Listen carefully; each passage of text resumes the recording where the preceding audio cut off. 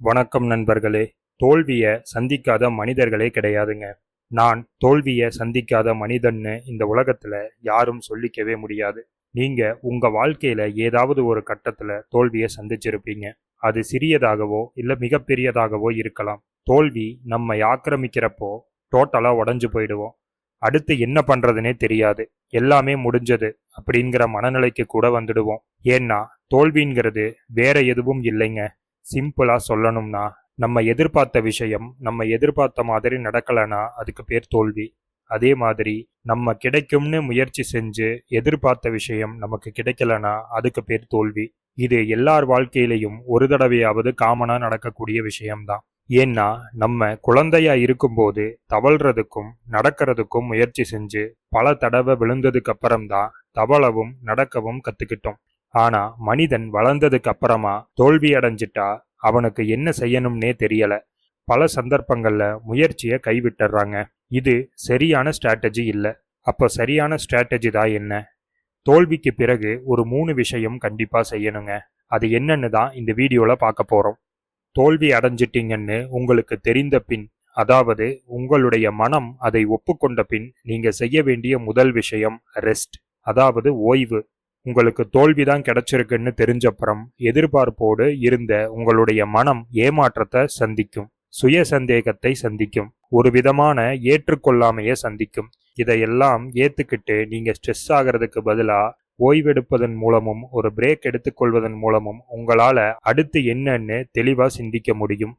நல்லா தூங்குங்க, தியானம் செய்யுங்க, உங்களுக்கு பிடிச்ச விஷயத்த செய்யுங்க, சின்னதா ஒரு டிராவல் பண்ணிட்டு வாங்க. நல்ல ஓய்வெடுத்த பிறகு உங்களால சரியான முடிவுகளை எடுக்க முடியும். இரண்டாவது விஷயம் ரிஃப்ளெக்ட். ஓய்வு மூலமா உங்க எனர்ஜியை நீங்க அதிகப்படுத்திக்கிட்டீங்க.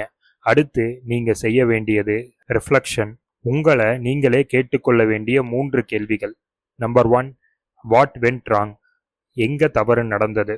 Number 2, what good I have done differently, வெற்றி பெறுவதற்கு நான் என்ன வித்தியாசமாக சிந்தித்திருக்க வேண்டும் அல்லது செயல்பட்டிருக்க வேண்டும். Number 3, what lessons can I take from this, இந்த தோல்வியிலிருந்து நான் கற்றுக்கொள்ளக்கூடிய பாடங்கள் என்ன. இந்த 3 கேள்விகளுக்கும் நல்லா டைம் எடுத்து சிந்திச்சு பதிலை கண்டுபிடிங்க. கண்டுபிடிச்ச பதிலை ஒரு பேப்பர்ல எழுதிக்கங்க. திரும்ப திரும்ப அதை படிச்சு பாருங்க. நேயர்களே, தோல்வி ஒரு முடிவல்ல, அது ஒரு பாடம்தான். இந்த உலகத்தோட தலை சிறந்த வெற்றியாளர்கள் பலமுறை தோல்வி அடைஞ்சிருக்காங்க. ஆனா அவங்க திரும்பி வெற்றி பெற்றதற்கு காரணம் தோல்வியில் இருந்து அவங்க கத்துக்கிட்ட பாடம்தான். அதை சொல்லக்கூடியது தான் இந்த ரிஃப்ளெக்ஷன் ஸ்ட்ராட்டஜி. Number 3, replan. இது ரொம்பவே முக்கியமான விஷயம். உங்களுடைய ரிஃப்ளெக்ஷன் கொஸ்டின்ஸ்க்கான பதில்கள்ல இருந்து ஒரு புது ஸ்ட்ராட்டஜியை உருவாக்குங்க. உங்க அணுகுமுறையை மாத்துங்க. உங்க திறமையை வளர்த்துக்குங்க. பெரிய வெற்றியை அடைவதற்கு சிறு சிறு இலக்குகளை உருவாக்கிக்கங்க. Remember, every failure brings you closer to success, but only if you learn and adapt. நேயர்களே, நீங்க எப்ப எந்த தோல்வியை சந்திச்சாலும் இந்த 3 வழிமுறைகளை ஞாபகம் வச்சுக்கங்க. Rest, reflect and replan. இந்த வழிமுறைகள் உங்க தோல்வியை வெற்றியாக மாற்றக்கூடிய படிக்கட்டுகளாக செயல்படும். All the best.